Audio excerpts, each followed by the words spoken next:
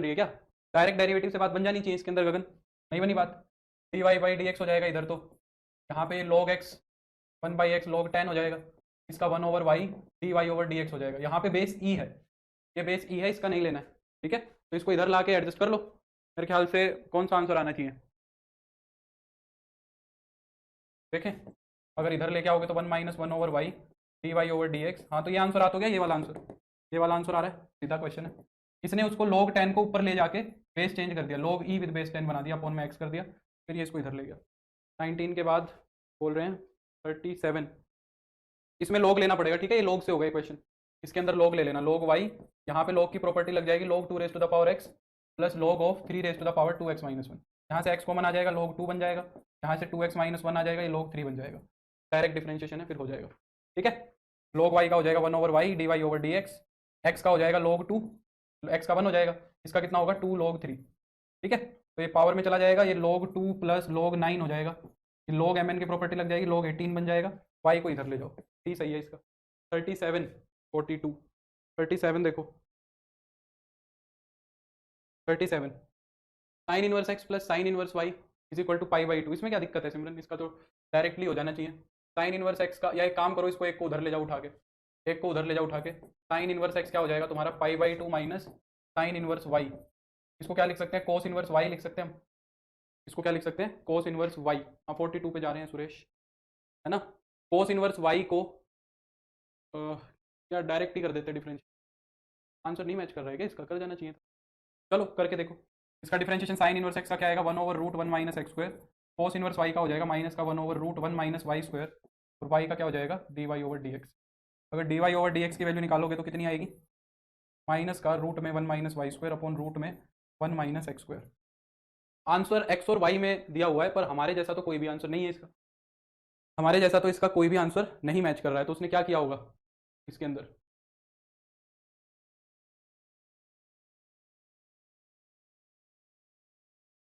इसके अंदर उसने क्या किया होगा भाई।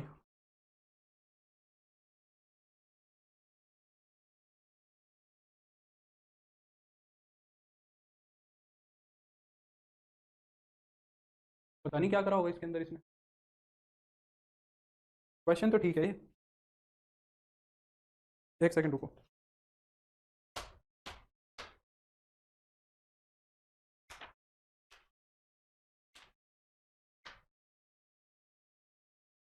कौन सा क्वेश्चन बता रहे हो, 7?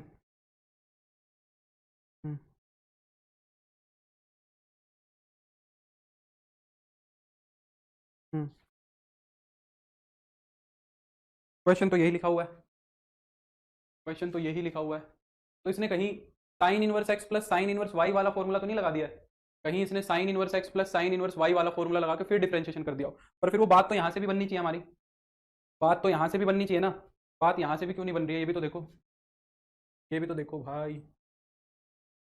अच्छा एक काम करते हैं, यहाँ से एक बार y की वैल्यू निकालो और एक बार x की वैल्यू निकालो, ये कर लो।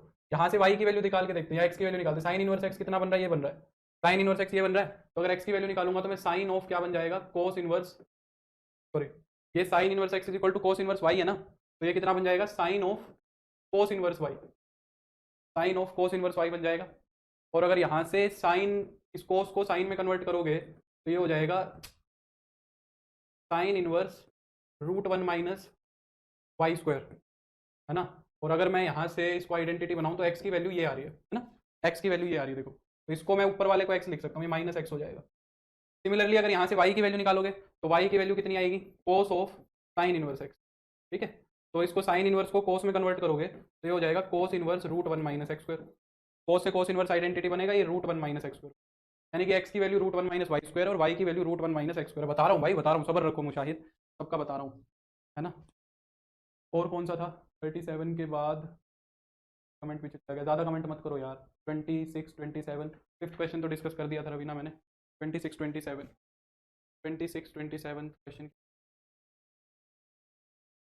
29 है, 26 26 ये D Y by D x की वैल्यू निकलेगी यहाँ से, ठीक है, इसको D Y by D X मान लेना। ये दिक्कत है इसमें, सीकेंट को इधर ले जाना, secant X square minus Y square की वैल्यू कितनी आ जाएगी, X square upon Y square, X square plus Y square हो जाएगा, सीकेंट इनवर्स जो भी आएगा ये कांस्टेंट है, E raise to the power है, फिर डेरिवेटिव कर लेना। 27 में क्या है, ये क्या है, Y is equal to A raise to the power X log A sine X. हाँ ये देख लो, ये सही बात है, ये थोड़ा ठीक है। 55 27, हाँ 42 भी देख रहे हैं, रुक जाओ रुक जाओ। ये वाला क्वेश्चन देखो, अगर मैं x को यहाँ पे ऊपर ले आता हूँ तो ये क्या बन जाएगा, a raise to the power log with base a sine x की पावर x। मैंने ये प्रॉपर्टी बताई थी ना तुम्हें, अगर a की पावर log fx है विद बेस अगर a है, अगर बेस अगर a है तो ये fx बनता है। ठीक है, तो ये एक्चुअली में तुम्हें साइन x की पावर x ही दी हुई है और कुछ नहीं दिया हुआ है, ये दिया हुआ है y।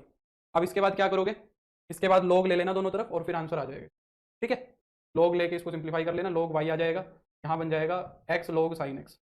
अब इसका डेरिवेटिव कर लेना, मेरे ख्याल से इसका डेरिवेटिव कितना आएगा, log साइन एक्स का 1 over sine x cos x cot x बनेगा, तो ये हो जाएगा, ये तो हो जाएगा x कोट एक्स और प्लस में log कुछ आएगा, ऐसा कुछ आंसर आना चाहिए, x cot x plus log sine x, ये वाला आएगा।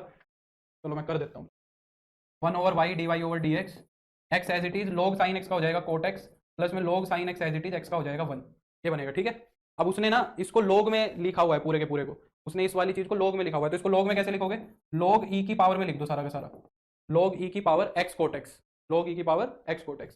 तो तुम्हारा जो dy बाई डी है वो क्या बन जाएगा, y इज इक्वल टू में log m plus log n बन जाएगा, तो log mn हो जाएगा, log साइन x और e की पावर x कोट x। ये सही सवाल था, करने लायक था। हाँ मैं सुन रहा हूँ 42 और 55 30 भी है।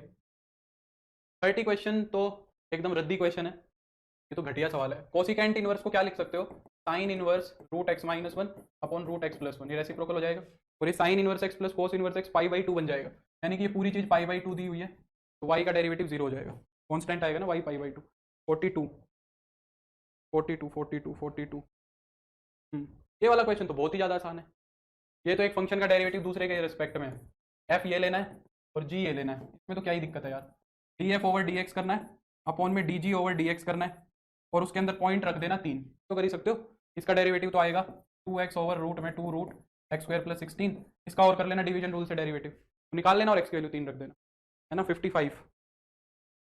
55 ये क्वेश्चन भी आसान सा है, अगर ध्यान से देखो तो ये फॉर्मूला किसका बन रहा है, ये फॉर्मूला बन रहा है किसका बन रहा है, ये वाली चीज तो क्या है, sine inverse x root 1 minus Y square minus का y root 1 minus x square, इससे कंपेयर करो जरा क्या फॉर्मूला बन रहा है ये, तो साइन इनवर्स एक चीज तो क्या मिल रही है यहाँ पे, x का काम तो x ही कर रहा है ना, इसका स्क्वायर यहाँ दिख रहा है, और y का काम कौन कर रहा है, रूट x कर रहा है, समझ रहे हो, sine inverse x root 1 minus Y square, और तो ये sine inverse x minus sine inverse root x का फॉर्मूला है, इसका डेरिवेटिव क्या हो जाएगा, इसका डेरिवेटिव साइन इनवर्स x का ये हो जाएगा और इसका ये हो जाएगा।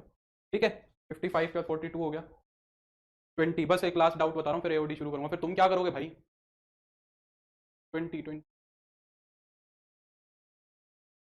हाँ 20। ये वाला क्वेश्चन देखो, इसको कैसे करोगे, यहाँ पे पहले ना x प्लस वाई की वैल्यू ये है, x स्क्वायर वाई स्क्वायर ये है, तो इन इक्वेशंस को थोड़ा सिंप्लीफाई कर लो पहले। यहाँ पे अगर मैं देखूँ x प्लस वाई की वैल्यू ये है, इसका स्क्वायरिंग कर लो, तो इसका स्क्वायरिंग क्या होगा, x square plus Y square plus 2xy, और इसका स्क्वायर करोगे तो t square plus 1 by t square और माइनस का 2, फर्स्ट इक्वेशन। और दूसरी इक्वेशन क्या है, x square plus Y square is equal to t square plus 1 by t square. हम क्या कोशिश कर रहे हैं, थोड़ी सिंप्लीफाई हो जाएगी इक्वेशन, तो घटा दो सबको, एक्स स्क्वायर से एक्स स्क्वायर कट जाएगा, वाई स्क्वायर से वाई स्क्वायर, टी स्क्वायर से T square, 1 by t square से 1 बाई टी स्क्वायर, तो यहाँ पे 2xy कितना आ गया तुम्हारा, -2 आ गया, 2 से 2 भी कट गया, y की वैल्यू कितनी आ गई, -1 by x, d Y by D x आ जाएगा 1 ओवर एक्स स्क्वायर। ठीक है,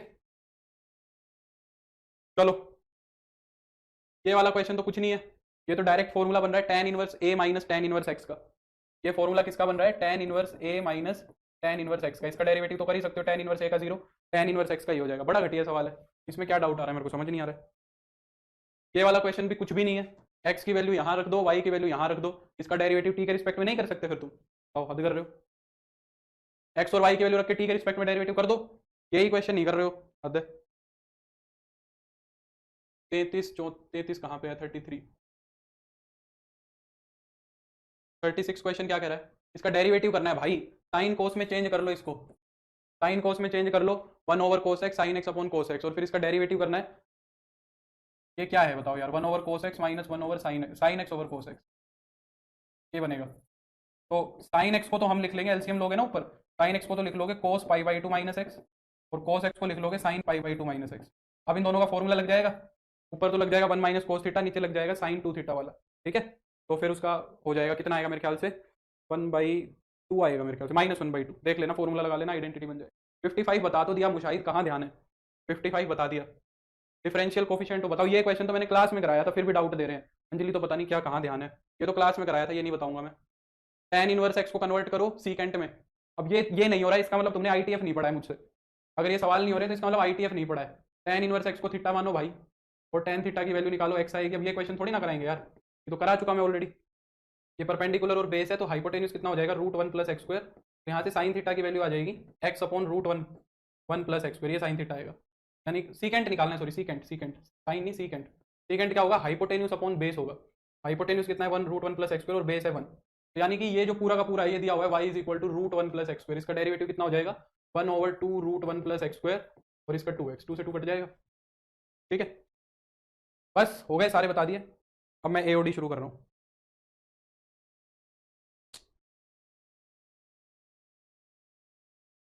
सर 55 नहीं, आप 56 बता दिए। अच्छा 55 बताना था क्या, हाँ 55 नहीं 56 बता दिया, सही बात है, ये सही कह रहा है। ये क्या कह रहा है देखो, कर देता हूँ मैं इस क्वेश्चन को डिस्कस। x दिया हुआ है तुम्हें e⁻⁴ tan inverse y - x² upon x², ये दिया हुआ है।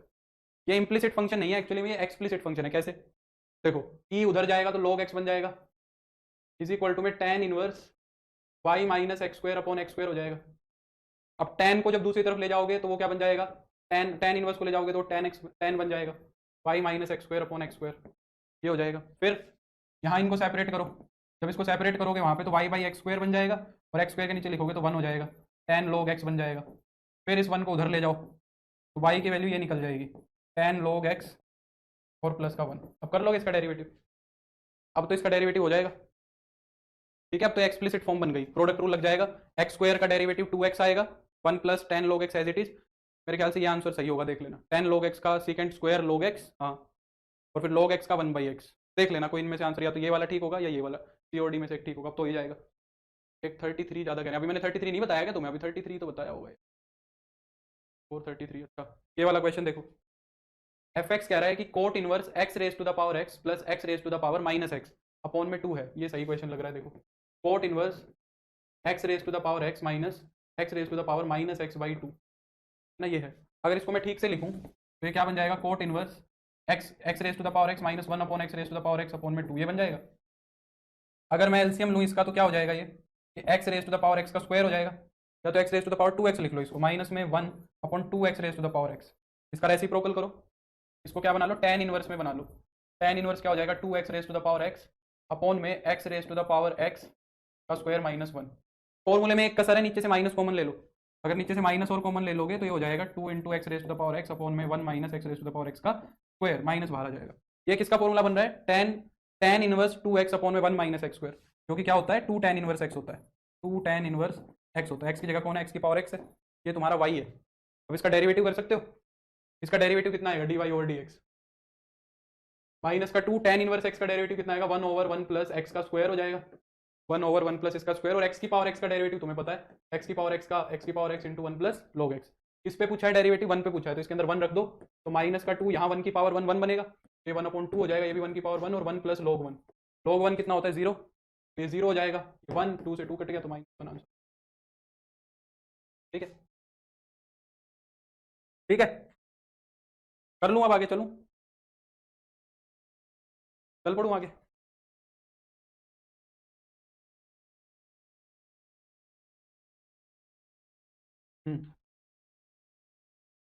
ठीक है, अच्छी शीट है ये, अगर ये शीट कर लोगे तो डिफरेंशिएशन आ ही जाएगा सारा। अगर कोई डाउट है छोटा मोटा तो इस शीट से डिफरेंशिएशन क्लियर हो जाएगा। अच्छे सवाल है, रद्दी सवाल नहीं है, थोड़े थोड़े ठीक सवाल है।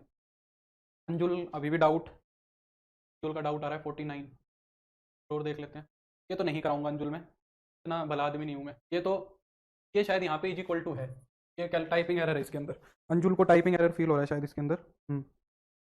ये टाइपिंग एरर वाला क्वेश्चन है, इसलिए नहीं हुआ शायद, जहाँ तक मुझे लग रहा है। ये क्वेश्चन दिया हुआ है तुम्हें एक्चुअली में, ये a sin थीटा और b cos थीटा है सिंपली, ये a है अल्फा, ये a sin थीटा और b cos थीटा हो जाएगा, है ना।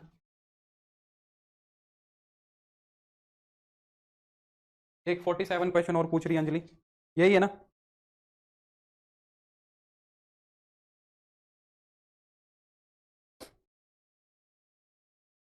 फोर्टी सेवन क्वेश्चन और देख लो, करा देता हूँ। 47 भी अच्छा क्वेश्चन है, एक बार ये और देख लो लास्ट, फिर आगे बढ़ेंगे।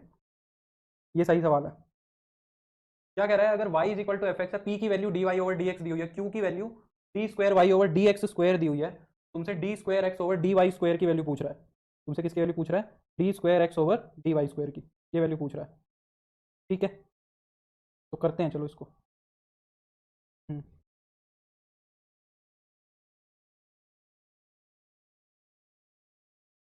देखो d square x over d y square की वैल्यू निकालनी है। D square x over d y square को यानी कि मुझे इन दोनों की फॉर्म में कन्वर्ट करना है किसी तरीके से। मैं क्या चाहता हूं कि डी स्क्वायर, आदित्य का हो गया, d square x over d y square को हम किसी तरह इस फॉर्म में अगर कन्वर्ट कर दें तो मेरी बात बन जाएगी। ये d square x over d y square को इसकी फॉर्म में लिख दें। अब जरा मुझे एक बात बताओ, क्या मैं d square x over d y square को ऐसे लिख सकता हूँ क्या, वाई और इंटू में d x upon d y? बोलो, क्या मैं d square x over d y square को ये लिख सकता हूँ? कैसे लिखा, मैं लिख के दिखा रहा हूँ। देखो डी ओवर डी एक्स, इस चीज का एक्स के रिस्पेक्ट में डेरिवेटिव करना है। इस चीज का हमें किसके रिस्पेक्ट में डेरिवेटिव करना है, एक्स के रिस्पेक्ट में डेरिवेटिव करना है। और ये डेरिवेटिव नीचे किसके रिस्पेक्ट में, वाई के रिस्पेक्ट में है ये डेरिवेटिव। तो ये क्या बनेगा तुम्हारा, d square x d x d y, ये बनेगा डी एक्स डी वाई, है ना। और ऊपर क्या है तुम्हारा, डी एक्स अपॉन में डी वाई है। डी एक्स से डी एक्स कट जाएगा, है ना, डी एक्स से डी एक्स तो तुम्हारा कैंसिल आउट कर जाएगा। क्या कर दिया यार मैंने,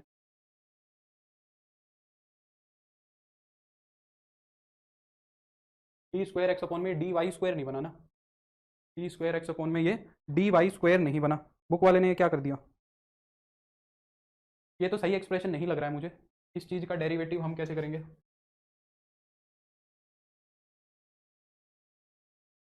अच्छा अच्छा अच्छा अच्छा, मैंने डेरिवेटिव गलत कर दिया, सॉरी, मैंने डेरिवेटिव गलत कर दिया। देखो यहाँ पे x का डेरिवेटिव y के रिस्पेक्ट में किया हुआ है, ध्यान से सुनो, नहीं गलत कर दिया मैंने, मैंने गलत कर दिया।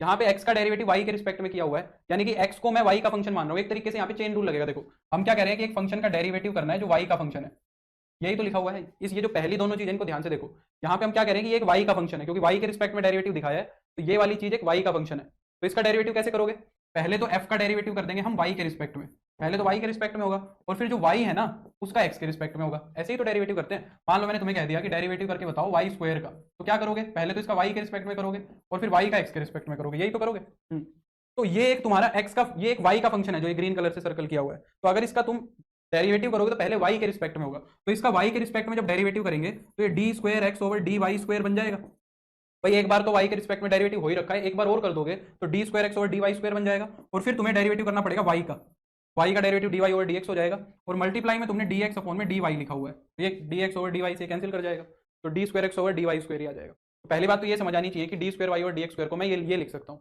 अब मेरा काम बन जाएगा फिर, देखो कैसे, अगर मैं इस वाली चीज को, ये जो लिखा हुआ है इसको अगर मैं ऐसे लिख दूँ one over d Y over D x का, ऐसे नीचे लिख दूँ डिनोमिनेटर में ले जाके, तो कोई दिक्कत तो नहीं है, इसको मैं ऐसे लिख सकता हूँ ना नीचे ले जाके। अब ये क्या बन रहा है, ये वन ओवर एफ एक्स बन रहा है। अब देखो ये डेरिवेटिव किसके रिस्पेक्ट में, ये एक्स के रिस्पेक्ट में नीचे, तो ये क्या लिखा हुआ है, D over D x of one over f x, ऐसे ये लिखा हुआ है। अब वन ओवर एफ एक्स का डेरिवेटिव करना तुम्हें आता है, कितना होगा, माइनस का वन ओवर एफ एक्स का स्क्वायर, ठीक है, माइनस का वन ओवर एफ एक्स का square, minus one over f x का स्क्वायर कर दोगे, और फिर इसका एक बार और डेरिवेटिव करोगे, माइनस वन ओवर एफ का स्क्वायर, और एफ का डेरिवेटिव एफ डैश एक्स, तो d Y over D x का एक बार और एक्स के रिस्पेक्ट में डेरिवेटिव करोगे तो d square y over D x square हो जाएगा, और d square y over D x square हो जाएगा। और ये जो d x over d y चल रहा है इसको भी मैं one over d Y over D x लिख देता हूँ, है ना, इसको भी मैं क्या लिख रहा हूँ, one over d Y over D x. तो सर आगे डी और डी वाई लिखेंगे ना, कहाँ पे डी वाई और डी वाई लिख रहे हैं, एक्स के रिस्पेक्ट में डेरिवेटिव कर रहा हूँ मैं इसका, वाई के में नहीं कर रहा हूँ, मेरे एक्स के रिस्पेक्ट में कर। ये स्टेप समझ में आ गया, ये चीज मैंने एक्सप्लेन कर दी थी। ये एक वाई का फंक्शन है, तो वाई का फंक्शन है तो पहले इसका डेरिवेटिव किया हमने वाई के रिस्पेक्ट में, तो d square x over d y square बनेगा, और फिर वाई का एक्स के रिस्पेक्ट में करोगे तो d x over d y, तो ये कट जाएंगे। तो पहली बात तो ये यही एक्सप्रेशन है। फिर दूसरी बात मैंने क्या करा कि d Y over D x, जो d x over d y, इसको ये लिख दिया। फिर इसका जब हमने वन ओवर एफ एक्स का डेरिवेटिव किया तो वन ओवर एफ एक्स का derivative minus one over f x का स्क्वायर, और फिर एफ एक्स का एक बार और एक्स के रिस्पेक्ट में डेरिवेटिव, तो d square y over D x square हो गया। तो ये d x upon d y था, इसको मैंने one over d Y over D x लिख दिया। अब देखो ये पूरा का पूरा जो है, ये ऊपर तो क्या है दिख रहा है तुम्हें, d square y over D x square दिख रहा है न्यूमरेटर में, तो न्यूमरेटर की चीज तो ये दिख रही है, और डिनोमिनेटर में ये पूरा का पूरा लिखा हुआ है, ठीक है, क्या दिख रहा है, d Y over D x का होल क्यूब दिख रहा है डिनोमिनेटर में, है ना। तो अब ये पूरा का पूरा इन दोनों में कन्वर्ट हो गया, पूरा का पूरा इन दोनों में कन्वर्ट हो गया। तो d square y over D x square को तो लिख सकते हो तुम क्यू, d Y over D x को लिख सकते हो पी, तो माइनस का क्यू बाई पी क्यूब हो जाएगा। बढ़िया क्वेश्चन है, ऐसा क्वेश्चन एक बार किसी साल में एनडीए में भी आया हुआ था, पता नहीं 19 में आया हुआ था कि 20 में, एकदम ऐसा सही क्वेश्चन आया हुआ है। अब तो चलूँ, ठीक है, अब मैं चल रहा हूँ, नो मोर क्वेश्चन। हाँ, तो अब हम नेक्स्ट चैप्टर पे शिफ्ट कर रहे हैं, एप्लीकेशन ऑफ डेरिवेटिव्स पे। ये इंपॉर्टेंट चैप्टर है, application of derivatives, AOD. Derivatives की एप्लीकेशन देखनी है, 12वीं क्लास वाली देखनी है पहले। 12वीं क्लास के अंदर जो हम एप्लीकेशंस डिस्कस करते हैं डेरिवेटिव्स की, पहले उनको देखेंगे और फिर हम जब यूजी पीजी करेंगे तो एक दो एप्लीकेशन वहां भी दिखेंगे हमें, ठीक है। तो यहाँ पे हमें काफी सारी चीजें क्लियर कर लेनी है, क्योंकि यहाँ से बहुत सारे कंसेप्ट आगे शिफ्ट होंगे, टेंजेंट्स का, नॉर्मल्स का, स्लोप का, ये वो बहुत सारी चीजें डेरिवेटिव्स की भी समझनी है यहाँ से, तो इसको अच्छे से समझ लेंगे। कंसेप्ट के हिसाब से ये चैप्टर बहुत जरूरी है, चाहे सवाल के हिसाब से हो या ना हो, वैसे तो सवाल के हिसाब से भी है, पर कंसेप्ट के हिसाब से बहुत इंपॉर्टेंट चैप्टर है, ठीक है। देखो, तो एप्लीकेशन ऑफ डेरिवेटिव्स को शुरू करते हैं। बेसिकली हमें 12वीं क्लास के अंदर जो डेरिवेटिव्स हैं वो हमारी 1 2 3 4 में लिख देता हूँ। पहली एप्लीकेशन तो हमें पढ़नी होती है फिजिकल क्वांटिटीज के ऊपर। एप्लीकेशन ऑफ डेरिवेटिव में पहली एप्लीकेशन होगी फिजिकल क्वांटिटीज पे, फिर होगी हमारी दूसरी एप्लीकेशन टेंजेंट्स एंड नॉर्मल्स पे। टेंजेंट एंड नॉर्मल्स के बाद हमें करना है, यहाँ पे मुझे याद दिला देना कि मुझे मीन वैल्यू थ्योरम और मीन वैल्यू थ्योरम डिस्कस करनी है इसी के अंदर, ठीक है। मैंने डेरिवेटिव्स में नहीं कराई है वो। टेंजेंट नॉर्मल के बाद हम डिस्कस करेंगे इंक्रीजिंग डिक्रीजिंग, उसके बाद इंक्रीजिंग डिक्रीजिंग फंक्शंस आ जाएंगे, इंक्रीजिंग एंड डिक्रीजिंग फंक्शंस आ जाएंगे। फिर उसके बाद तुम्हारा मैक्सिमा मिनिमा आ जाएगा, फिर मैक्सिमा मिनिमा की एप्लीकेशन आ जाएगी, और फिर उसके बाद अप्रोक्सीमेशन आ जाएगा, ठीक है। अप्रोक्सीमेशन, ये हमें एप्लीकेशन डिस्कस करनी है सारी की सारी, ठीक है। तो आज हम फिजिकल क्वांटिटीज देखेंगे और थोड़ा सा टेंजेंट नॉर्मल, अगर टाइम मिला तो थोड़ा सा टेंजेंट नॉर्मल्स भी देखेंगे। पहले फिजिकल क्वांटिटीज का डिस्कशन करते हैं और फिर फिजिकल क्वांटिटीज का एक दो क्वेश्चन भी देखेंगे। सबसे पहली बात, फिजिकल क्वांटिटीज से ये रोल्स थ्योरम और मीन वैल्यू थ्योरम दोनों देखेंगे, ठीक है हिमांशु। सबसे पहले ये फिजिकल क्वांटिटीज का मतलब क्या बताना चाह रहा है। फिजिकल क्वांटिटीज यानी कि जो हमें आसपास दिखें, तो हमारे आसपास जितनी भी तुम्हें क्वांटिटीज दिख रही हैं वो सब फिजिकल क्वांटिटीज है। अगर तुम्हें कोई सर्कुलर ऑब्जेक्ट दिख रहा है तो उसकी सर्कमफेरेंस भी फिजिकल क्वांटिटी है, उसकी रेडियस भी फिजिकल क्वांटिटी है। कोई रेक्टेंगुलर चीज दिख रही है तो उसकी लेंथ और विड्थ भी फिजिकल क्वांटिटी है। कोई ऑब्जेक्ट चल रहा है तो उसका डिस्टेंस भी जो कवर कर रहा है वो भी फिजिकल क्वांटिटी है, जो उसकी स्पीड है वो भी फिजिकल क्वांटिटी है, जो उसका एक्सेलरेशन है वो भी फिजिकल क्वांटिटी है। किसी का टेम्परेचर अप डाउन हो रहा है तो टेम्परेचर भी फिजिकल क्वांटिटी है। तो हमारी रियल लाइफ के अंदर हमें जो भी क्वांटिटीज देखने को मिलते हैं उन सबको फिजिकल क्वांटिटीज बोला जा रहा है। अब फिजिकल क्वांटिटीज के अंदर डेरिवेटिव का काम क्या है, हमें ये देखना है। हमें पता है कि डेरिवेटिव बेसिकली क्या बताता है कि एक क्वांटिटी पे अगर कोई असर पड़ रहा है तो दूसरी वाली किस हिसाब से चेंज कर रही है, यही तो डेरिवेटिव का काम है। और क्वांटिटी भी क्यों बोले, अगर टू बी प्रिसाइज हमें बोलना है तो हम ये बोले डेरिवेटिव का काम सिर्फ इतना है कि अगर इंडिपेंडेंट वेरिएबल में कुछ चेंज हुआ है तो डिपेंडेंट वेरिएबल में कितना चेंज हुआ है मैं ये मेजर करता हूं। यही तो डिफरेंशिएशन है, सारा का सारा डिफरेंशिएबिलिटी डिफरेंशिएशन यही है कि भाई टाइम के रिस्पेक्ट में अगर हम देख रहे हैं तो टाइम में अगर 1 यूनिट का चेंज हुआ है तो डिस्टेंस में कितना चेंज हुआ है, डिस्प्लेसमेंट में कितना चेंज हुआ है, वो वेलोसिटी बन जाती है। टाइम में 1 यूनिट का चेंज हुआ है तो वेलोसिटी में कितना चेंज हुआ है, वो एक्सेलरेशन बन जाता है। तो यहां भी हम वही देखना चाह रहे हैं, बस डिपेंडेंट और इंडिपेंडेंट क्वांटिटीज जो फिजिकल क्वांटिटी में है वो चेंज हो जाती हैं, ठीक है। जैसे कि मान लो एक बेसिक सी बात है, एक सर्कल देखो, ठीक है। एक सर्कल देखो, मान लो कभी तुम्हारा जो सर्कल है वो 2 रेडियस का है, मान लो 2 रेडियस का सर्कल है। अब इसका कुछ ना कुछ एरिया है, मान लो 4 पाई इसका एरिया है। अगर इसकी रेडियस 2 यूनिट्स की है तो इसका एरिया 4 पाई का है। अब क्या मैं एक बार मैं इसको हटा रहा हूं, एक सर्कल का एरिया जो है, एक सर्कल का जो एरिया है वो क्या होता है, पाई आर स्क्वायर होता है ना। और तुम्हारा वाई क्या होता है, एफ होता है, यानी कि एक्स इंडिपेंडेंट होता है, वाई क्या होता है, डिपेंडेंट होता है। क्या यहाँ पे अगर मैं देखूं एक तरीके से एरिया मेरा डिपेंडेंट क्वांटिटी बन रहा है और जो मेरा आर है, जो मेरी रेडियस है वो इंडिपेंडेंट क्वांटिटी बन रहा है, क्योंकि एरिया तो तब एग्जिस्टेंस में आएगा जब पहले सर्कल की कुछ रेडियस मिलेगी। अगर मेरे सर्कल की रेडियस आर चेंज होगी तो एरिया भी डेफिनेटली चेंज होगा, क्योंकि मैं कहना चाह रहा हूँ मान लो किसी इंस्टेंस पे रेडियस अगर 2 है तो एरिया 4 पाई है। अगर मैं रेडियस इंक्रीज करूंगा तो फिर सर्कल ऑटोमेटिकली बड़ा होगा तो उसका एरिया भी इंक्रीज होगा, और बढ़ाऊंगा तो और ज्यादा एरिया हो जाएगा, और अगर कम करूंगा रेडियस को तो एरिया भी कम होता जाएगा। यानी कि अगर हम देखें तो जो मेरा सर्कल का एरिया है वो एक डिपेंडेंट क्वांटिटी का काम कर रहा है, और अगर मेरा रेडियस देखूं तो इंडिपेंडेंट क्वांटिटी का काम कर रहा है। एक पार्ट तो समझने का ये है, ठीक है। दूसरी बात, हम ये भी कह सकते हैं कि एरिया और रेडियस दोनों के दोनों डिपेंडेंट भी हैं। अगर एरिया और रेडियस दोनों की ही बात करो तो ये भी डिपेंडेंट है। ये डिपेंडेंट किसके रिस्पेक्ट में, टाइम के रिस्पेक्ट में। अगर मैं ये तो इन दोनों के बीच का रिलेशन है, मान लो यही दोनों को रख दो तुम साइड में। मैं कह रहा हूं कि टाइम के साथ जो हमारा रेडियस है ना वो चेंज हो रहा है। अभी तो मैंने टाइम का कोई जिक्र नहीं किया, मैं बोला अगर रेडियस 1 यूनिट चेंज हो रही है तो एरिया चेंज हो रहा है, रेडियस 2 यूनिट चेंज हो रही है तो एरिया और चेंज हो रहा है, 3 यूनिट हो रही है तो और चेंज होगा। समझ रहे हो इस बात को। पर अब मैं ये नहीं कह रहा हूं, मैं कह रहा हूं टाइम के हिसाब से बात करो कि भाई 5 सेकंड के ऊपर रेडियस 2 यूनिट थी, 6 सेकंड के ऊपर रेडियस 3 यूनिट हो गई, 4 सेकंड के ऊपर रेडियस 5 यूनिट हो गई, तो टाइम के हिसाब से रेडियस चेंज हो रही है तो फिर एरिया भी चेंज हो रहा है। अगर उस सेंस में देखूं तो मैं एरिया और रेडियस दोनों को मैं टाइम का फंक्शन भी बोल सकता हूं। जैसे जैसे टाइम चेंज हो रहा है वैसे वैसे एरिया और रेडियस भी चेंज हो रही है। तो यानी कि हमें इस पूरे कंसेप्ट के अंदर 2 ही चीजें देखनी है। एक तो क्या देखना है कि एक फिगर के अंदर 2 फिजिकल क्वांटिटीज अगर आ रही हैं तो वो आपस में चेंज हो रही हैं तो एक दूसरे पे असर क्या पड़ रहा है, ठीक है। जैसे कि सर्कल के अंदर रेडियस चेंज हो रही है तो एरिया पे क्या असर पड़ रहा है, ठीक है। रेक्टेंगल है तो अगर उसके अंदर लेंथ में चेंज आ रहा है तो विड्थ में क्या चेंज आ रहा है, वो हो गया अपने अंदर का ही डिस्कशन हो गया कि भाई एक पे असर हुआ तो दूसरे पे क्या हुआ। पर अगर देखें तो ऐसा भी देख सकते हैं कि अगर टाइम में चेंज हो रहा है तो रेडियस और एरिया दोनों में चेंज हो रहा है, वो कितना होगा, है ना। तो एक पर्सपेक्टिव वो है। तो दोनों का एकदम आसान बेसिक सा मैं एक क्वेश्चन डिस्कस करता हूं, फिर तुम्हें थोड़ी सी बात समझ आएगी और फिर इस कंसेप्ट को थोड़ा सा फिर और देखेंगे, रिफाइन करेंगे। जैसे कि मान लो एरिया ये है पाई आर स्क्वायर है। मान लो मैंने तुम्हें ये कह दिया कि एक सर्कल है जिसकी जो रेडियस है ना रेडियस इज, क्या मैंने ये कह दिया कि at what rate area of a circle changes, area of a circle changes when with respect to radius. इन क्वेश्चन के अंदर तुम्हें ये लाइन सबसे ज्यादा इंपॉर्टेंस की है, विद रिस्पेक्ट टू क्या, ये वर्ड सबसे ज्यादा इंपॉर्टेंट रहेगा, इस पे फोकस जरूर रखना, विद रिस्पेक्ट टू रेडियस या विद रिस्पेक्ट टू टाइम। तो at what rate area of the circle changes with respect to time when, मान लो मैंने कह दिया कि व्हेन रेडियस इज 3 सेंटीमीटर, ये क्वेश्चन कर दिया मैंने तुम्हें। तो अब मैं क्या पूछना चाह रहा हूँ, एरिया जो है मेरा वो किसके रिस्पेक्ट में चेंज कर रहा है, रेडियस के रिस्पेक्ट में। तो मैंने ये क्वेश्चन किया है बेसिकली तुमसे कि D A upon D R निकाल के बताओ क्या होगा, ये चीज मैं तुमसे कैलकुलेट करा रहा हूँ। तो अगर मैं यहाँ पे D a over d are निकालूँ, यानी कि मैं रेडियस के रिस्पेक्ट में ही बात कर रहा हूँ, तो ये जो फंक्शन है ये आर का ही है, तो आर के रिस्पेक्ट में क्या हो जाएगा तुम्हारा, डिफरेंशिएशन हो जाएगा। तो आर के रिस्पेक्ट में करोगे तो आर स्क्वायर का 2r और आर का 1, तो ये मेरा रेट आएगा 2 पाई आर। उसने किस इंस्टेंस पे बात करा है कि जब रेडियस 3 सेंटीमीटर है, तो उस पे बता दो कितना चेंज आ रहा है। तो अगर मैं at r is equal to 3 की बात कर रहा हूं, तो जो मेरा d a over d r है वो कितना हो गया मेरा 6 हो गया। अब इसकी यूनिट्स क्या बनी, यूनिट से काफी चीजें क्लियर होंगी। एरिया चेंज हो रहा है तो सेंटीमीटर स्क्वायर, और किसके हिसाब से चेंज हो रहा है, रेडियस के हिसाब से चेंज हो रहा है, तो पर सेंटीमीटर, है ना। अगर एक यूनिट रेडियस में चेंज कर रहे हो तो एरिया में 6 पाई सेंटीमीटर स्क्वायर का चेंज आ रहा है। समझ आ रही है मेरी बात। तो ये तो हो गया एक सवाल, ये तो हो गया तुम्हारा एक सवाल।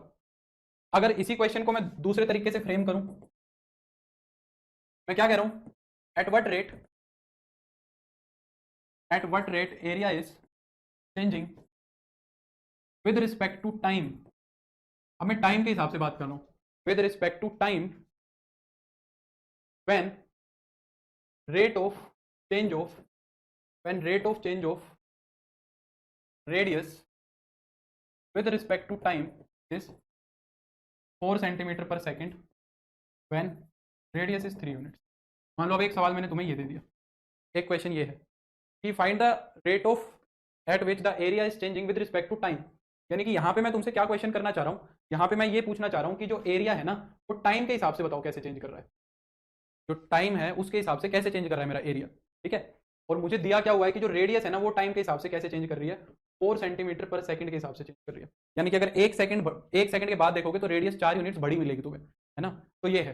तो अगर एरिया की मैं बात करूं क्या है, पाई आर स्क्वायर है, तो तुम्हें क्या पूछा है, D a over D T पूछा है, टाइम के रिस्पेक्ट में पूछा है। तो टाइम के रिस्पेक्ट में पूछा है तो उसके लिए तुम्हें रेडियस का रेट जरूर चाहिएगा, वो देगा तुम्हें क्वेश्चन के अंदर। तो अगर आप इसका डिफरेंशिएशन करेंगे तो पाई आर स्क्वायर का 2r पर आर का टी के रिस्पेक्ट में करना पड़ेगा ना, आर का हमें टी के रिस्पेक्ट में डेरिवेटिव करना पड़ेगा। समझ आ रही है मेरी ये बात। तो ये pi into 2r dr over dt हो जाएगा। डेटा सारा गिवन मिलेगा, dr ओवर dt की वैल्यू कितनी है 4 है, और रेडियस कितनी 3 यूनिट की बात कर रहा है, 3 गुना 4 ये हो जाएगा, ठीक है। तो ये हो जाएगा तुम्हारा 12, 24 और एक ये पाई हो जाएगा, तो हो गया 24 पाई। और अब अगर इसके यूनिट की बात करूं तो एरिया जो है वो तो सेंटीमीटर स्क्वायर है और टाइम जो है वो सेकंड के हिसाब से चेंज हो रहा है। तो जो एरिया का रेट है वो 24 पाई सेंटीमीटर स्क्वायर पर सेकंड हो जाएगा। यहाँ पे क्या नहीं होगा, सेंटीमीटर नहीं होगा। ये बात समझ आई। तो ये दो तरीके की ही डिस्कशन हमें यहाँ पे करनी है, एक तो एक दूसरे के डिपेंडेंसी देखनी है, एक दूसरे के ऊपर डिपेंडेंसी देखनी है, और एक टाइम के ऊपर डिपेंडेंसी देखनी है हमें, ठीक है। अब यहाँ पे एक दो बातें हैं, तुम्हें कई बार यहाँ पे वो ये कहेगा कि कई बार जो तुम्हें रेट है ना वो पॉजिटिव मिलेगा और कई बार जो तुम्हें रेट है वो नेगेटिव मिलेगा। इन दोनों चीजों का क्या मतलब होना चाहिए तुम्हारे हिसाब से, बताओ। अगर कोई क्वांटिटी का रेट है वो पॉजिटिव है और रेट अगर नेगेटिव है, इसका मतलब क्या है। अगर तुम्हें एक क्वांटिटी का रेट पॉजिटिव है और एक क्वांटिटी का रेट नेगेटिव है, इसका मतलब क्या है, क्या समझते हो। इस बात का स्पेशल ध्यान रखना है तुम्हें, बताओ।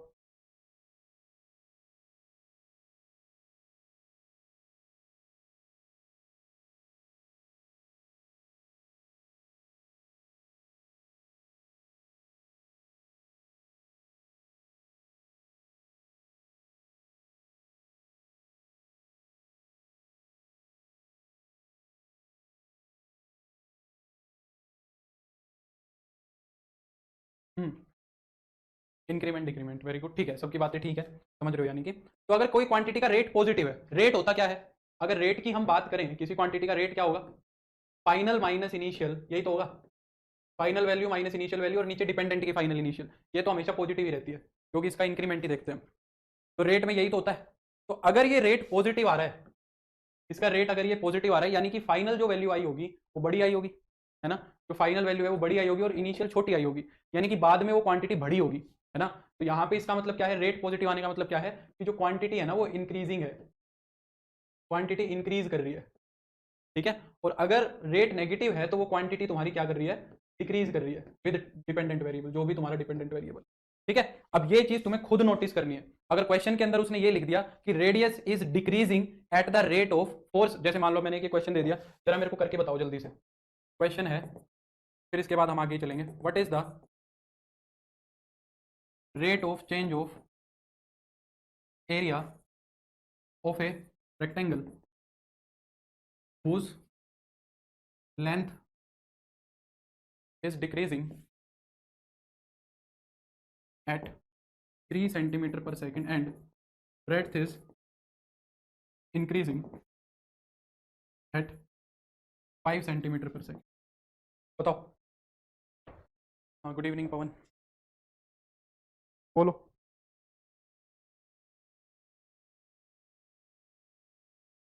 ट्राई करो एक बार ना ये क्वेश्चन, बताओ मुझे।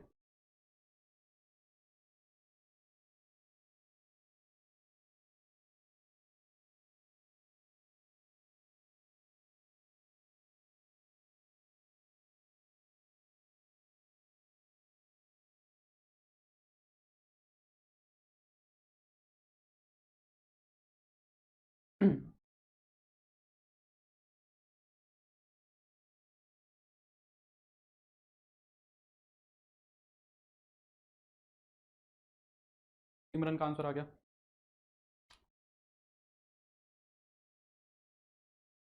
ये क्या कर दिया देवकांत? अच्छा अच्छा अच्छा अच्छा, sorry sorry sorry sorry. When, एक और लिख लो, when l is length is equal to, and length is 4 centimetre and breadth is, ये लाइन और जोड़ लो, इनकी जरूरत पड़ेगी ना, ब्रेड्थ इज 3 सेंटीमीटर, ये और जोड़ लो, इसके अंदर ये वाली चीज़ और जोड़ लो। तुम्हारा आंसर कहाँ से आ गया ये -15? हिमांशु हिमांशी का भी आ गया आंसर, इसकी जरूरत तो पड़ेगी, वो वैल्यू कहाँ से रखी है। हाँ देवकांत ने सही किया है। तुम्हारा ये -15 आंसर आ कैसे गया, मेरे को तो समझ नहीं आया। हाँ मैं समझ गया तुमने कैसे किया है, मैं समझ गया। अरे लेंथ और विड्थ दोनों टाइम के फंक्शन है, कैसे किया है डेरिवेटिव। अब करो जरा, अब करो, ये डेटा देना था मुझे। अगर एरिया की बात करें तो एरिया क्या होता है, एरिया होता है L/B। उन्हीं का देवकांत कब सही आया है। तो dA/dt निकालोगे तो इसका टाइम के रिस्पेक्ट में डेरिवेटिव कैसे करोगे भाई, एल और बी दोनों ही टाइम के फंक्शन है ना, एल और बी दोनों ही टाइम के फंक्शन है, तो यहाँ प्रोडक्ट रूल लगेगा डिफरेंशिएशन का। एल को एज इट इज रखोगे, डेरिवेटिव कर दोगे बी का, प्लस में बी एज इट इज रखोगे, डेरिवेटिव कर दोगे एल का, ऐसे होगा डिफरेंशिएशन। अब देखो लेंथ कितनी बोली है, 4 होनी चाहिए लेंथ, और विड्थ का जो ब्रेड्थ है उसका रेट कितना दिया, देखो ब्रेड्थ जो है ना वो इंक्रीज कर रही है 5 सेंटीमीटर पर सेकंड से, तो इसका जो रेट होगा ना वो पॉजिटिव +5 होगा इंक्रीज करने का। और जो विड्थ है वो तुम्हारी कितनी है, 3 है, और जो लेंथ है ना वो डिक्रीज कर रही है, length is decreasing eight 3 centimetre पर सेकंड। अगर लेंथ डिक्रीज कर रही है तो -3 लेना पड़ेगा, अगर यहाँ +3 ले लिया तो आंसर तुम्हारा कुछ और ही आएगा फिर। तो ये कितना हो गया 20 और माइनस का 9 यानी कि 11। तो जो एरिया है वो फाइनली इंक्रीज कर रहा है, एरिया पॉजिटिव आ रहा है। बाई चांस अगर ये एरिया नेगेटिव आता तो हम बोलते कि एरिया भी फाइनली डिक्रीज कर रहा है। एरिया का जो चेंज है वो 11 सेंटीमीटर स्क्वायर पर सेकंड आ रहा है प्लस का, यानी कि टाइम के साथ एरिया तुम्हारा इंक्रीज कर रहा है 11 सेंटीमीटर पर सेकंड स्क्वायर। क्लियर हो गई बात। तो बस ये कंसेप्ट है, इसके अंदर दो छोटी छोटी चीजें हो रही हैं जो DSSB के पॉइंट ऑफ व्यू से इंपॉर्टेंट है, वो ऐसी चीजें पूछ लेता है। एक तो चीज आती है मार्जिनल कॉस्ट, मार्जिनल कॉस्ट क्या होती है, और एक होता है मार्जिनल रेवेन्यू, मार्जिनल कॉस्ट और मार्जिनल रेवेन्यू, ठीक है। तो मार्जिनल कॉस्ट और मार्जिनल रेवेन्यू क्या होगा, ये देख लो क्या होगा। मार्जिनल कॉस्ट तो क्या होती है, rate of change of cost, rate of change of cost per unit, ठीक है, rate of change of cost per unit. अच्छा यूनिट का मतलब जो यूनिट है, यूनिट क्वांटिटी लिख लो, मैं समझाऊंगा एक एग्जांपल से, यानी कि DC/DX, DC/DX ये तो होगी मार्जिनल कॉस्ट। और rate of change of revenue, rate of change of revenue, revenue per unit quantity को बोला जाता है मार्जिनल रेवेन्यू, DR/DX, ठीक है। बहुत आसान है वैसे, है कुछ नहीं। तुमसे वो क्या कहेगा कि मान लो एक कॉस्ट का फंक्शन दे दिया, मान लो x² प्लस 40x² प्लस का 20x प्लस 1, मान लो ये दे दिया, ये कॉस्ट का फंक्शन दे दिया, यानी कि और x क्या है, यूनिट्स हैं, उस प्रोडक्ट के यूनिट्स हैं। x क्या है, x डिनोट कर रहा है number of units of product, number of units of product, भाई मान लो तुम्हें कॉस्ट निकालनी है 10 प्रोडक्ट की, तो एक्स की वैल्यू 10 रख दो इसके अंदर, एक्स की वैल्यू क्या रख दो, 10 रख दो, ठीक है। तो अब वो ये पूछना चाह रहा है कि यूनिट के हिसाब से जो तुम्हारा प्रोडक्ट है उसकी यूनिट के हिसाब से कॉस्ट कैसे चेंज कर रही है। अगर तुम यूनिट्स को चेंज कर रहे हो तो कॉस्ट कैसे चेंज करेगी, कॉस्ट बढ़ेगी कम होगी क्या होगा। तो उसके लिए हमें क्या करना पड़ेगा, कॉस्ट का यूनिट के हिसाब से डेरिवेटिव कर दो, है ना, कि भाई हमें ये देखना है कि यूनिट्स के हिसाब से कॉस्ट बढ़ रही है कि घट रही है, तो डेरिवेटिव कर देंगे। तो ये डेरिवेटिव जो आया ये क्या आ गया, 80x + 20, ये आ गई तुम्हारी मार्जिनल कॉस्ट। किसी को मार्जिनल कॉस्ट बोल देंगे, वो यूनिट कुछ दे देगा तुम्हें, वो यूनिट मतलब एक्स की कुछ वैल्यू दे देगा, कहेगा 10 प्रोडक्ट है 20 प्रोडक्ट है, तो वो रख देना। सिमिलरली रेवेन्यू, रेवेन्यू समझते हो क्या होता है, 10x² - 5x + 1, मान लो ये रेवेन्यू का फंक्शन है। रेवेन्यू मतलब कोई आइटम बेच के जितना पैसा हम कमाते हैं, प्रॉफिट नहीं, बस जो पैसा कमाया है, ग्रोस ग्रोस प्रॉफिट बोला जा सकता है, तो वो जो होगा वो रेवेन्यू होगा। 10 आइटम बेचे बाजार में तो उनसे 1000 रुपये मिल गए, तो रेवेन्यू उसके अंदर से अगर हमारी लागत हटा दी तो फिर वो प्रॉफिट। तो रेवेन्यू का फंक्शन ये, अब हम देखना चाह रहे हैं कि प्रोडक्ट की यूनिट के हिसाब से रेवेन्यू किस हिसाब से चेंज कर रहा है। तो रेवेन्यू जिस हिसाब से चेंज करेगा वो क्या हो जाएगा, TR/DX हो जाएगा। इसको हम क्या बोल देंगे, मार्जिनल रेवेन्यू बोल देंगे। इसको क्या बोल देंगे, मार्जिनल रेवेन्यू, ठीक है। तो कई बार ये क्वेश्चन पूछ लेता है मार्जिनल रेवेन्यू क्या होगा, मार्जिनल कॉस्ट क्या होगी, और हो सकता है स्टेटमेंट में लिख के दे दे, क्योंकि DSSS में ऐसे ही क्वेश्चन पूछेगा, सवाल सोल्व कराने में उसका कोई इंटरेस्ट नहीं रहता है, पता है कि नहीं पता इस चीज पे रहता है उसका इंटरेस्ट, ठीक है, जो कि अच्छी बात है, कंसेप्चुअल पेपर आएगा। तो ये तुम्हारा क्या है, फिजिकल क्वांटिटीज की एप्लीकेशन है, ठीक है। मैं ज्यादा क्वेश्चंस नहीं कराऊंगा क्योंकि जब हम प्रैक्टिस करेंगे तो फिर उसको हम कर लेंगे, ठीक है। ग्रोस लॉस को भी रेवेन्यू बोल सकते हैं, ग्रोस लॉस तो ये उल्टा, ग्रोस लॉस क्या होता है यार मानचू, ठीक है, क्योंकि प्रॉफिट लॉस भाई मेरे को तो आता नहीं, देखो साफ बात है, ठीक है। ये हो गया तुम्हारी पहली एप्लीकेशन। फिर दूसरी एप्लीकेशन जो आती है, जो सबसे इंपॉर्टेंट है मेरे हिसाब से, इसके बिना कुछ नहीं है, टेंजेंट्स एंड नॉर्मल्स। और ये पता है तुम्हें सीबीएसई ने इसको डिलीट कर दिया, सीबीएसई ने टेंजेंट्स एंड नॉर्मल्स को रिमूव कर दिया, सीबीएसई ने हटा दिया। और टेंजेंट नॉर्मल के बिना ही बच्चों को कहते हैं कि इंक्रीजिंग डिक्रीजिंग पढ़ाओ, मैक्सिमम मिनिमम पढ़ाओ, बस उनको परोस के दे दो कि ये वो है, वो फॉर्मूला रट ले, क्योंकि टेंजेंट नॉर्मल से ही सारा कंसेप्ट बना है आगे, इंक्रीजिंग डिक्रीजिंग का भी सब कुछ उससे ही बना है, ठीक है। हाँ वैसे मुझे नहीं समझ में आ रहा है, मेरे को नहीं लगता वो सही है हिमांशु, ठीक है।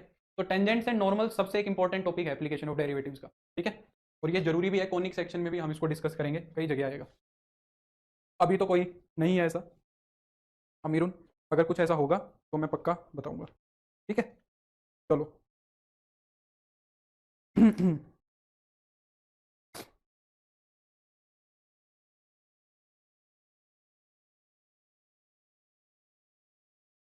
हाँ, तो सबसे पहले देखते हैं कि टेंजेंट्स एंड नॉर्मल्स हैं क्या चीजें, फिर इनको डिस्कस करेंगे कि यहाँ पे एप्लीकेशन क्या है डेरिवेटिव की। पहले तो टेंजेंट और नॉर्मल चीजें क्या है ये समझते हैं। देखो टेंजेंट एंड नॉर्मल दोनों की दोनों ना लाइंस होती हैं। अब यहाँ पे थोड़ा सा लाइन का कंसेप्ट यूज होगा, बोथ आर लाइंस, हमने लाइंस को अभी पढ़ा नहीं है, पर यहाँ पे लाइंस का थोड़ा कंसेप्ट यूज होगा, स्ट्रेट लाइंस के कुछ एक दो कंसेप्ट यूज होंगे। मुझे उम्मीद है कि इतना थोड़ा मोड़ा तो स्ट्रेट लाइन याद होगा, ठीक है, क्योंकि स्ट्रेट लाइन अभी हमने नहीं पढ़ा है, डिटेल में अभी पढ़ना है, 11वीं में आता है, इसीलिए फिर 12वीं में इसमें यूज हो जाता है। तो अब हम तो उसके बिना ही करेंगे। पहली बात तो दोनों की दोनों टेंजेंट लाइन और स्ट्रेट नॉर्मल लाइन होती हैं, जो कि दोनों स्ट्रेट लाइंस होती हैं, ठीक है। और ये स्ट्रेट लाइंस होती कैसी हैं, देखो टेंजेंट लाइन और नॉर्मल लाइन हमेशा एक कर्व के लिए डिफाइन की जाती है। टेंजेंट लाइंस और नॉर्मल लाइंस हमेशा किसके लिए डिफाइन की जाती है, एक कर्व के लिए। मान लो ये एक कर्व बना दिया मैंने, तो एक कर्व के ऊपर टेंजेंट लाइन क्या होगी, एक पॉइंट के ऊपर, मान लो कर्व के ऊपर मैंने ये पॉइंट पी लिया है, इस पी पॉइंट के ऊपर टेंजेंट लाइन का क्या मतलब है, तो वो क्या कहता है, वो कहता है कि उस पॉइंट के ऊपर कर्व को टच करके जाने वाली लाइन, नॉट इंटरसेक्ट, इंटरसेक्ट नहीं, टच करके जाने वाली लाइन, उस पॉइंट के ऊपर उस कर्व को टच करके जाने वाली जो लाइन होती है उसको हम क्या बोलते हैं, उसको हम टेंजेंट बोलते हैं। Straight line touching a curve at that point is known as tangent line. अब कट करने वाली इनफाइनाइट लाइंस होती हैं, कट करके जाने वाली कितनी लाइंस होती हैं, इनफाइनाइट लाइंस होती है। कैसे, अगर कर्व को कट कराना है तो कट तो कैसे भी करा लो, कट तो कैसे भी करा लो, तो टेंजेंट लाइन जो होती है ना वो यूनिक होती है। अब ये टेंजेंट की जो यूनिकनेस है ना, ये बहुत इंपॉर्टेंट है, जरूरी नहीं है टेंजेंट यूनिक होता है, इस पे भी अभी मैं अगर हो सका तो आ जाऊंगा, नहीं तो कल आऊंगा। ये बहुत इंपॉर्टेंट कंसेप्ट है, ये एकदम से डिफरेंशियबिलिटी का जो तुम्हारा कंसेप्ट है उसको उसको एकदम क्लियर कर देगा तुरंत, ठीक है। तो वैसे क्या होता है कि कट करके जाने वाली लाइंस इनफाइनाइट होती हैं, पर टच करके जाने वाली लाइंस फाइनाइट होती है, ये वर्ड मैं यूज कर सकता हूं। यूनिक होती है ये बात गलत है, जरूरी नहीं है यूनिक होता है, टेंजेंट यूनिक नहीं होते हैं, टेंजेंट्स फाइनाइट होते हैं, है ना। कट करके जाने वाली लाइंस इनफाइनाइट होती है, आउटसाइड कट करती है, इनसाइड कट करती है, ऐसा कुछ नहीं होता है, उसको टच करके जाती है, पॉइंट बाहर नहीं है। अब यहां पे तो मैंने तुम्हें ऐसा दिखा दिया तो पॉइंट तुम्हें बाहर लटका हुआ दिख रहा है, मोनी पॉइंट बाहर थोड़ी ना है, पॉइंट तो यही है, बस यहीं पे ही है, पॉइंट कर्व के अंदर ही है पूरा का पूरा, और उसको बस छू के जा रही है लाइन, उसी पॉइंट पे टच करके जा रही है, ठीक है। आउटसाइड कट करना, इनसाइड कट करना, कट तो वर्ड यूज नहीं करना है, टच कर रही है, तो इस लाइन को क्या बोलेंगे, टेंजेंट लाइन हो गई पी पे। अब नॉर्मल का क्या मतलब होता है, नॉर्मल का मतलब होता है परपेंडिकुलर से, ठीक है। नॉर्मल का मतलब किससे होता है, परपेंडिकुलर से। तो कहता है इसी पॉइंट के ऊपर इसी पॉइंट के ऊपर एक ऐसी लाइन जो हमारे क्या करके जाए, जो हमारे नॉर्मल को 90 डिग्री पे कट करके जाए। अब ये कट कर रही है, ठीक है, और ये नॉर्मल के साथ 90 डिग्री पे कट कर रही है, तो इस लाइन को हम क्या बोलेंगे, ये जो ग्रीन वाली लाइन है ये नॉर्मल लाइन हो जाएगी पी पॉइंट के ऊपर। ये तो हो गई हमारी टेंजेंट लाइन और ये हो गई हमारी नॉर्मल लाइन, ये हो गई हमारी नॉर्मल लाइन, ठीक है। अब बात ये आती है कि लाइन का डिस्कशन करना है। अब हमारी जो स्ट्रेट लाइन होती है उस स्ट्रेट लाइन की इक्वेशन होती है, तो हमारी कुल मिला के कहानी यही है कि हमें इन स्ट्रेट लाइंस की इक्वेशन चाहिए। स्ट्रेट लाइन की इक्वेशन यानी कि टेंजेंट लाइन की भी इक्वेशन चाहिए और नॉर्मल लाइन की भी इक्वेशन चाहिए। टेंजेंट लाइन है, लाइन की इक्वेशन बनाने के लिए मुझे दो पॉइंट्स की जरूरत पड़ती है, दो चीजों की जरूरत पड़ती है। किस किस की? एक लाइन की अगर तुम्हें इक्वेशन बनानी है तो लाइन की इक्वेशन बनाने के लिए मुझे बेसिकली दो पॉइंट्स की जरूरत पड़ती है। एक तो लाइन कहां से जा रही है, यानी कि लाइन का पासिंग पॉइंट चाहिए, और लाइन कहां को जा रही है, एक उसका स्लोप चाहिए। मैं डिटेल में डिस्कस करूंगा स्ट्रेट लाइन के अंदर स्लोप का और सारा कंसेप्ट, पर अभी हम शॉर्ट में देखेंगे कि मुझे लाइन को खींचने के लिए दो चीजें चाहिए। एक तो मेरे को उसका पासिंग पॉइंट पता लग जाए और एक मेरे को उसका स्लोप पता लग जाए। अगर ये दो चीजें मुझे पता लग जाएंगी तो फिर मैं मेरी स्ट्रेट लाइन बना सकता हूं। कैसे? y minus y one is equal to m into x minus x one. ये फॉर्म देखी होगी ना तुमने, स्लोप नॉर्मल फॉर्म बोलते हैं इसको, पॉइंट स्लोप फॉर्म बोलते हैं, स्लोप नॉर्मल फॉर्म नहीं, पॉइंट स्लोप फॉर्म। अब हमें टेंजेंट लाइन की इक्वेशन बनानी है, तो टेंजेंट लाइन की इक्वेशन बनाने के लिए पासिंग पॉइंट तो वो बोलेगा ये पी पॉइंट है ना, कोई ना कोई पी पॉइंट तो देगा, कहेगा कि find the equation of tangent at point P 1,2, तो पॉइंट वो दे देगा। कहानी सारी की सारी किसकी है? स्लोप की है, सारी कहानी स्लोप की है। तो स्लोप कहां से आएगा टेंजेंट का? सबसे बड़ी समस्या ये है, स्लोप आएगा कहां से? सबसे बड़ी समस्या हमारी यही है, ठीक है। तो देखो, स्लोप देने के लिए हमारे पास कौन आया? डेरिवेटिव आया। डेरिवेटिव ने स्लोप में मदद करी।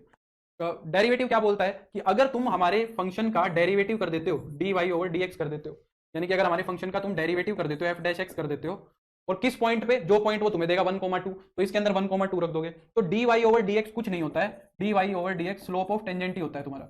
D Y over D x क्या होता है? स्लोप ऑफ टेंजेंट ही होता है, यानी कि एम टी, है ना। तो स्लोप ऑफ, मैं शॉर्ट में ऐसे डिनोट करूंगा, स्लोप ऑफ टेंजेंट को एमटी से लिखेंगे। तो डेरिवेटिव ने ये सारा का सारा काम करके दिया।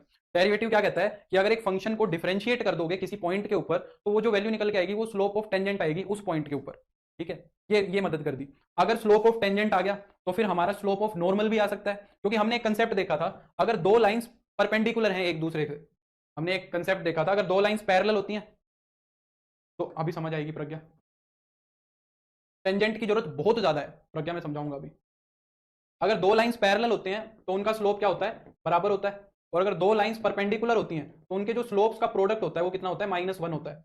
या हम ये भी कह सकते हैं कि एक का जो स्लोप होता है वो दूसरे का नेगेटिव रेसिप्रोकल होता है। रेसिप्रोकल भी होता है और नेगेटिव भी होता है। तो अगर तुम्हारे पास स्लोप ऑफ टेंजेंट आ गया तो यानी कि तुम स्लोप ऑफ नॉर्मल भी निकाल सकते हो, यानी कि तुम स्लोप ऑफ नॉर्मल भी निकाल सकते हो। तो स्लोप ऑफ नॉर्मल कितना हो जाएगा? -1 over m t. Slope of normal यानी कि एम एन, एम एन को हम क्या डिफाइन कर रहे हैं? -1 over m t, negative reciprocal. और एम टी कितना है तुम्हारा? D Y over D x, यानी कि -1 upon d Y over D x. तो ये हमारी समस्या खत्म हो गई। अगर मेरे पास ये दोनों चीजें आ गई तो फिर मैं इक्वेशन ऑफ टेंजेंट बना सकता हूँ। मेरी इक्वेशन ऑफ टेंजेंट क्या बन जाएगी? अगर टेंजेंट की इक्वेशन हम बनाएंगे तो ये बन जाएगा y minus y one is equal to d Y over D x. जिस भी पॉइंट के ऊपर बात कर रहा है x1 y1 के ऊपर, डेरिवेटिव निकाल लोगे इंटू में x माइनस x1। ये तो हो गई टेंजेंट की इक्वेशन। और अगर मैं इक्वेशन ऑफ नॉर्मल निकालूं, अगर मैं इक्वेशन ऑफ नॉर्मल निकालूंगा तो पॉइंट तो यही है y माइनस वाई वन, और उसका स्लोप कितना आ गया? -1 over d Y over D x at x1 comma y1 और x माइनस x। ये हो गई इक्वेशन ऑफ नॉर्मल। ये तो एकदम रद्दी काम है, ये तो सब करेंगे। अब समझो कुछ बातों को, यहां से अब हम थोड़े से इधर उधर से तार बिठाते हैं बिजली के। देखो, मैं थोड़ी देर पहले तुम्हें ये कह रहा था कि स्लोप मतलब जो टेंजेंट होता है वो जरूरी नहीं है वो यूनिक हो। मैंने कहा था कि जरूरी नहीं है टेंजेंट यूनिक होगा, पर फाइनाइट होगा।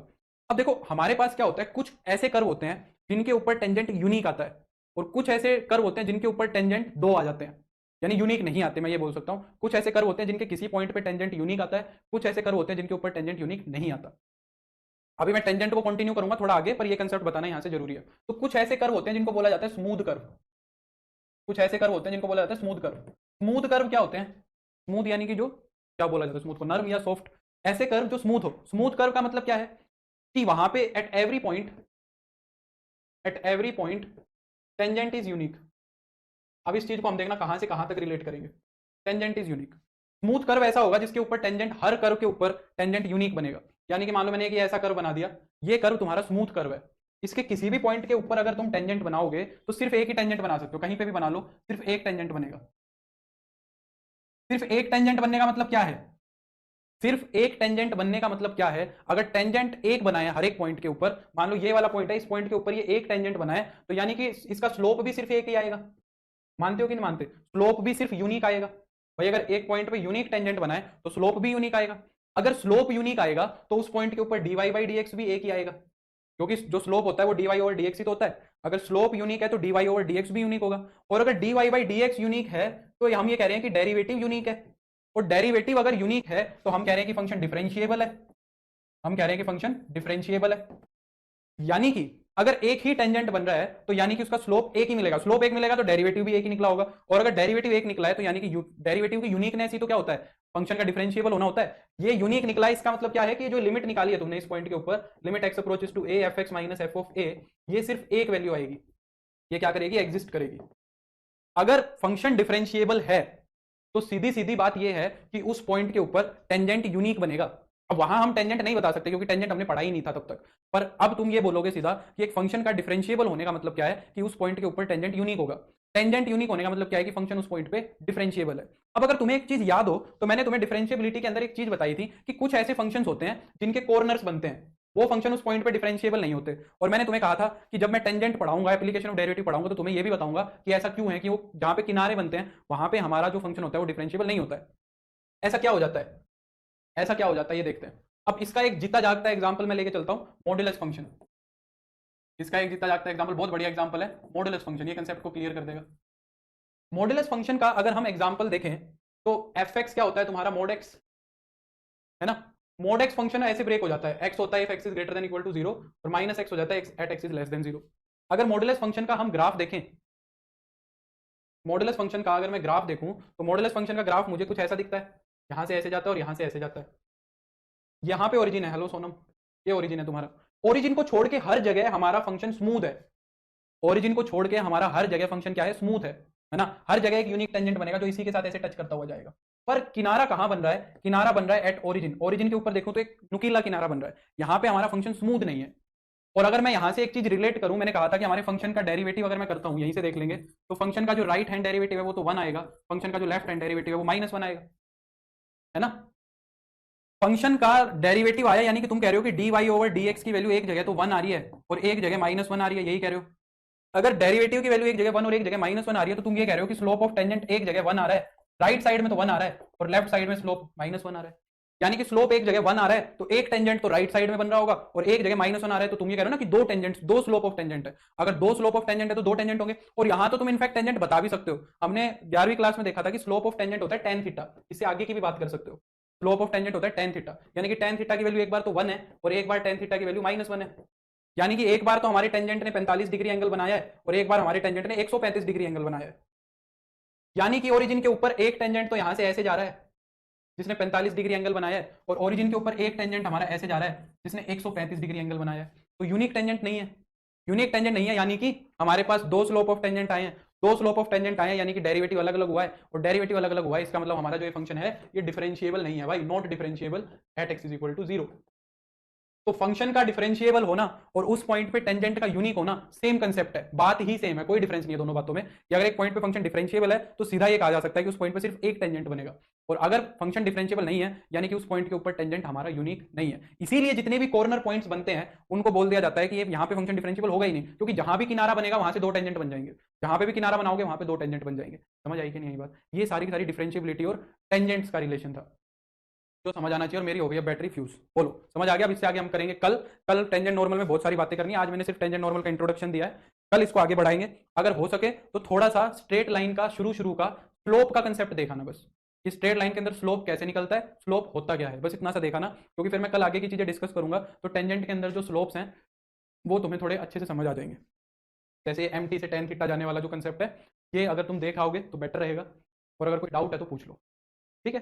अगर कोई डाउट है तो पूछ सकते हो, कोई डाउट है तो पूछ लो, मैं तो और पढ़ाने से रहा अब। बोलो। हाँ, अभी डिफरेंशिएबिलिटी ओपन इंटरवल में लेते हैं, बिल्कुल एकदम सही बात है हिमांशु। वो जो एंड पॉइंट होता है ना वहां पे भी डिफरेंशिएबिलिटी ओपन इंटरवल पे मैंने कहा था इसीलिए लेते हैं, क्योंकि वो जो एंड पॉइंट होता है वहां पे भी टेंजेंट यूनिक नहीं होता है।